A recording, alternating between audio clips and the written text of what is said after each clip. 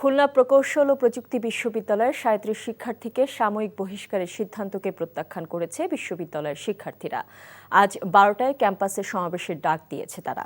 এর আগে গতরাতে বিশ্ববিদ্যালয়ের ১০১তম জরুরি সিন্ডিকেট সভায় ৩৭ শিক্ষার্থীকে সাময়িক বহিষ্কারের সিদ্ধান্ত নেওয়া হয়।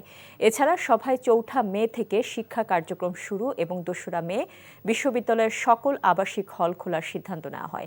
জানা যায়, গত ১৮ ও ১৯ ফেব্রুয়ারি নিষিদ্ধ ছাত্রলীগের সাথে সাধারণ শিক্ষার্থীদের সংঘর্ষের ঘটনায় তদন্ত কমিটি সিন্ডিকেট সভায় প্রতিবেদন উপস্থাপন করে। সংঘর্ষে জড়িত থাকার অভিযোগে ৩৭ শিক্ষার্থীকে সাময়িকভাবে বহিষ্কার করার সিদ্ধান্ত নেওয়া হয়।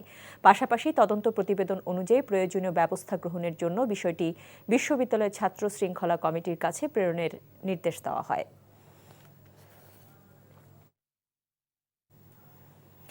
খুলনা প্রকৌশল ও প্রযুক্তি বিশ্ববিদ্যালয়ে আছেন আমাদের সিনিয়র করেসপন্ডেন্ট আবু তৈয়ব। আমরা সরাসরি যাচ্ছি তার কাছে। তৈয়ব, ক্যাম্পাসে ছাত্রদের সমাবেশ কি শুরু হয়েছে কিনা জানাবেন, আর ছাত্ররা কি বলছেন?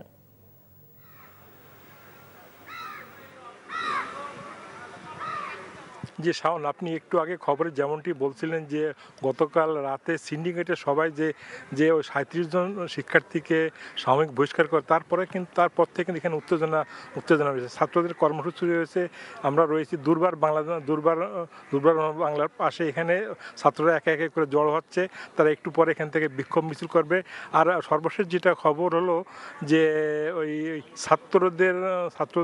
ছাত্ররা গত ১৩ তারিখে, আপনি জানেন ১৩ তারিখে দুপুরের পর থেকে তারা জড়ো হয়ে ক্যাম্পাসে প্রবেশ করে এবং তারা ২ রাত কিন্তু প্রশাসনিক ভবনের সামনে অবস্থান নিয়েছে এবং তাদের একটাই দাবি যে হল খুলে দিতে হবে। কিন্তু তাদের ছাত্রদের দাবিকে কোনো উপেক্ষা করে বলা যায় সিন্ডিকেট বরং তাদের পূর্বের সিদ্ধান্ত অনুযায়ী বা ইনকোয়ারি কমিটির রিপোর্ট অনুযায়ী তারা ওই ৩৭ জন শিক্ষার্থীকে বহিষ্কার করেছে।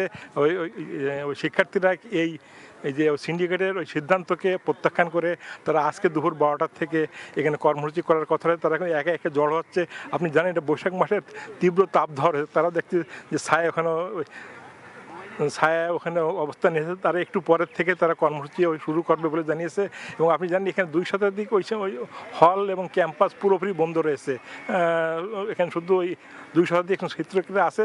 এদের মধ্যে থেকে ২০ থেকে ৫০ জন এখানে আসছে কর্মসূচিতে ওই অংশ নেবে বলে জানা যায়। জি শাওন, এই ছিল খুলনা থেকে সর্বশেষ। বান্ডেল থাকলে প্রতি সেনমানিতে টাকা বাঁচবে। বিকাশ সেনমানি বান্ডেল কিনে জিতুন প্রতি লেনদেনে।